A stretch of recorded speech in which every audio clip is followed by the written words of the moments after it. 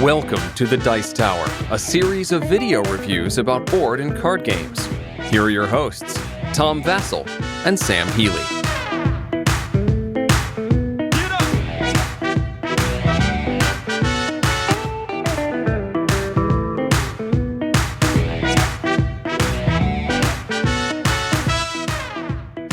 Today we're going to be taking a look at Seven Wonders. Oh wait, sorry. Among the Stars. Space. Is this Seven Wonders? Is this a Seven Space. Wonders ripoff? Yes. No. Controversy. Let's take a look.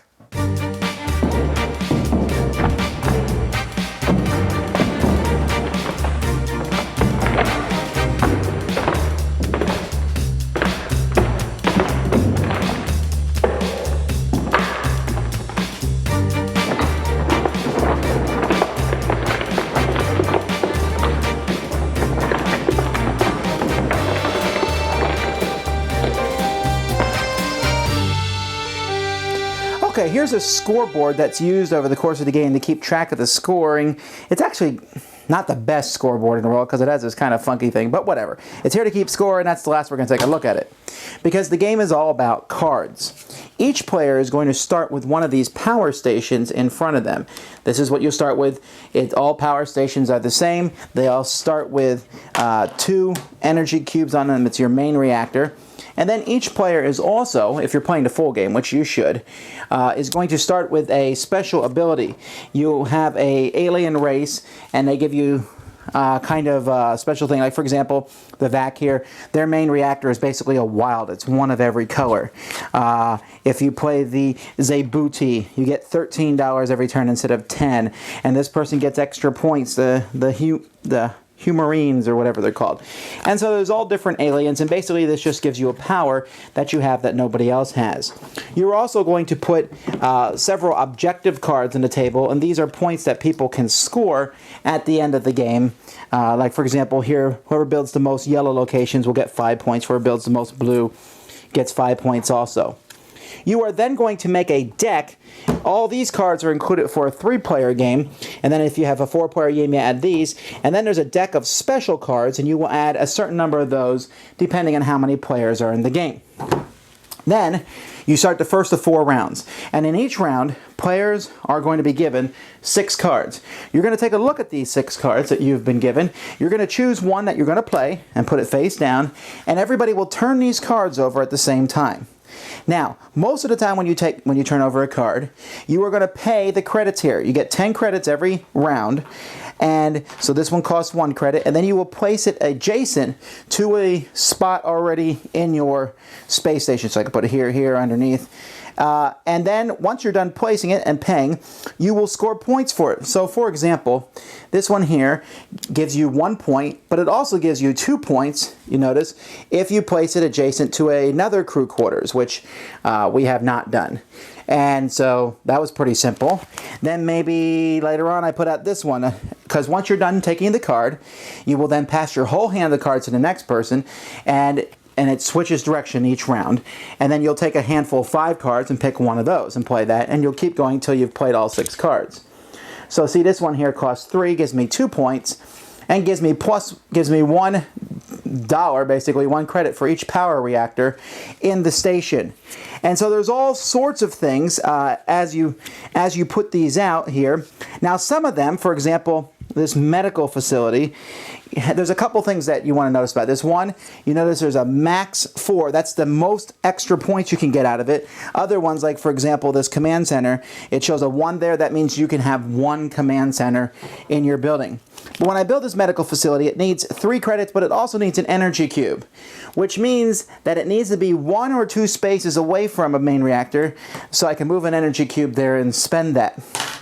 So you need to use those cubes. These will usually give you something better. This one here gives me 3 points, plus 1 for each power reactor within 3 spaces of the medical facility. So this one would give me 3, and then plus 1 because I was close to that main reactor. Some things when you build them, notice this one costs 5 an energy cube, have yellow backgrounds here, and that means that you don't score that until the end of the game. And many of these, there's kind of a spatial placement. For example, this fighter launch bay here is 7 points, but you can't put it within 3 spaces of the main reactor. So where I just put it there is illegal placement, would have to be farther away. You can, instead of playing the card you place, you can discard the card and pay 1, and from a stack of power reactors, build another power reactor somewhere in your base, putting 2 energy cubes on that. So you can build more things next to that. And there's quite a few of these, so you'll have a chance to build many of those over the course of the game. You can also discard a card and ignore everything on it and just take 3 credits. So if you need money, you can do that. And so after you played all 6 cards, you will then draw 6 more cards, do the same thing, draw 6 more cards, do the same thing, draw 6 more cards, do the same thing. After 4 rounds, you will look in your base and look for any of these things that have yellow abilities, add those, score those points. You will check each of the objectives and add all those points together, and whoever has the most points is the winner of the game. Now you can add these cards, and these are kind of in-your-face style cards. If you throw these into the deck, that's fine, but then you play with 7 cards per round instead of 6. And these aren't buildings. When you play these, you pay 1 and do whatever it says. For example, this one says, choose another player, count the number of red locations in each of your space stations. If you have more, you get points equal to the difference, and they will lose points. So these are very antagonistic ones, and they also force, when you know these are in a deck, it kind of forces you to try to get as many different colors as you can into your station. And that's how you play.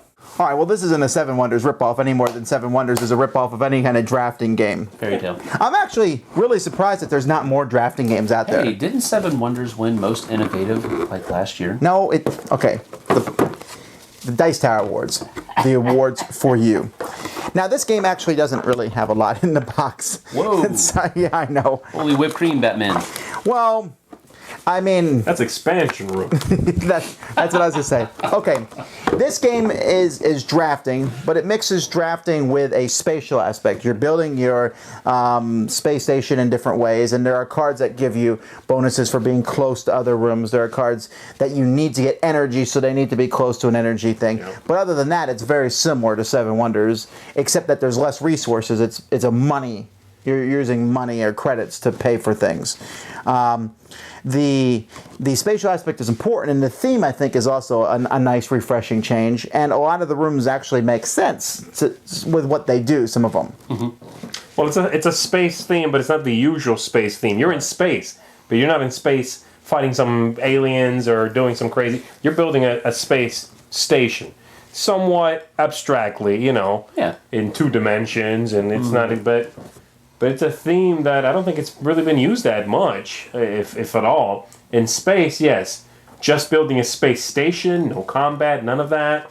Yeah. That's pretty cool. That feels fresh. Had a little bit of a feel of Galaxy Trucker where you're building your thing, but it lacked the time aspect that Galaxy Trucker had. Mm-hmm. But it had kind of the... Well, you don't have half your space station. Which is why I like this and not Galaxy Trucker so much.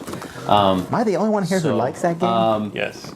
The thing I liked about this is that it had this whole idea of... See, one of the things I liked about it is I had kind of a green power source. I don't know if you guys mentioned it the last game we played, but I only had... Is he saying we're wasteful? I only had 1 power plant in my whole entire space station. Really? Yeah. I never even noticed that. I only had 1, and I didn't need any others. These guys were like sucking... uranium or whatever you. I built, I think, 4 of them. Yeah. So my station had like tailpipes just sticking out. I had the Prius station. There was no points for prettiest station. Pumping awful stuff out into the space. Let me get to my point real quick before you take over.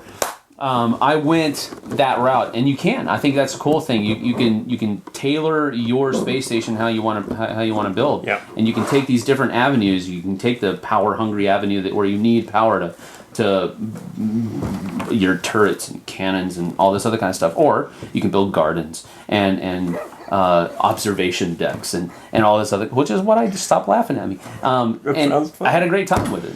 Sam saying he likes to build gardens instead of gun turrets. That is odd. That is odd. Oh, come on, man! I can't be. Here's the deal, though. We've done a lot of talking about Seven Wonders, but if you've never played Seven Wonders, the thing that makes this game so palatable to me and to these guys is just is the drafting mechanic. If you never play with a drafting mechanic, it's fun because you're sitting there and there's a decent amount of choices and you want to pick one that's good for you, and you're also kind of looking at the guy that you're passing the cards to and saying, I really should take this one because it will hurt him. And it's not a difficult choice to make, but it's there, and that makes this fun. Well, it can. Well, I think again, like we might be overselling the Seven Wonders thing. Even I think the card play is nothing like Seven Wonders. That's true. It's the drafting and those choices you just mentioned. Do I give him the rest of these cards and keep the one I want, or do I keep this one I don't really want, but he won't get it? Yeah. You know, so it's that aspect of Seven Wonders. The card play feels more like a tile laying, spatial kind of game. So really nothing like Seven Wonders. And there's that. I like the asymmetrical powers of the aliens. Oh, and that was cool. And then there's objectives that you're going for, and everyone has those same objectives they're going for. And then you can add in those cards where you can kind of go after other players or not, and you know you can easily take those out. And the special cards change from game to game. And Z was joking earlier about expansions, but come on, Oh, it's ready. expansions. It's gonna happen. Primed for expansion. I wonder though if this is going to get the buzz that Seven Wonders did. I don't think it's going to. I think, well, we'll see. You've got the Race for the Galaxy crowd that's out there that I think would hit on this pretty hard. And I like the square cards. I like square cards. Yeah. Okay. Well, final thoughts, Sam. Oh, I get to go first. Okay, final thoughts. If you liked Seven Wonders, if you like the drafting mechanic, or even if we've just introduced the drafting mechanic to you, and you think, that would be something that's pretty cool, go out and get this game. I think you'll really enjoy it. It's simple, easy to play, easy to teach. You'll be able to get this to the table, I think, very often. A lot of people will enjoy this. So my final thought is this. I'm going to give it 2 power stations up. I think even if But wait, you only used one in the game. That's confusing now. But go ahead. he's no longer green, Foreshadowing. like you said, if you play Seven Wonders, then you probably don't even have to wonder if you like you like it. Okay, go get it. If you have not played that game, if you have not played Race for the Galaxy even, and you want a light-ish card game that is going to engage an entire group, and you want to have those little agonizing choices every hand, this is an excellent game. The theme is awesome. The artwork is excellent. I can't recommend this enough. This is one of my top games of the year. I mean, this is if I had a third alien thumb, I'd give it that up too. When you're allowed to in our system. What about your prehensile tail? 3 freaky crooked thumbs up from space. Go. Okay, I'm not as in absolute love as Z is with the game, but I do think it's a good one. The space theme is always one that I find enjoyable as long as it's done correctly. Here I think it is. I like the diversity between games, and I'm a big fan of drafting. I think drafting's fun, but for some reason, I actually like this better than Seven Wonders, because in Seven Wonders, I felt like many times I got the cards, and it was really obvious what to do, which cards were best for me. While in this game, I would say, except for maybe the last 2 cards of each round, I knew, wow, I better take this. This works for me. But I also felt like I had so many options. There was so many things I could do. I don't know. But the spatial aspect, great game, cool artwork, good special abilities. I will give this one 2 broken spaceship pieces up. That just sounds dumb. That's boring. That is boring. Sorry. But the game itself is not. You need to be green.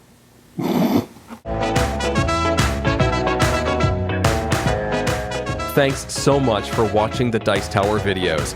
Find more great videos and reviews, as well as our top-rated audio podcast at Dicetower.com. You can also find the latest board game news at Dicetowernews.com. I'm Eric Summerer, and you've been watching The Dice Tower. The Dice Tower is sponsored by Fun Again Games, the world's best game source. Fun Again Games has over 5,000 games available. Check them out at funagain.com.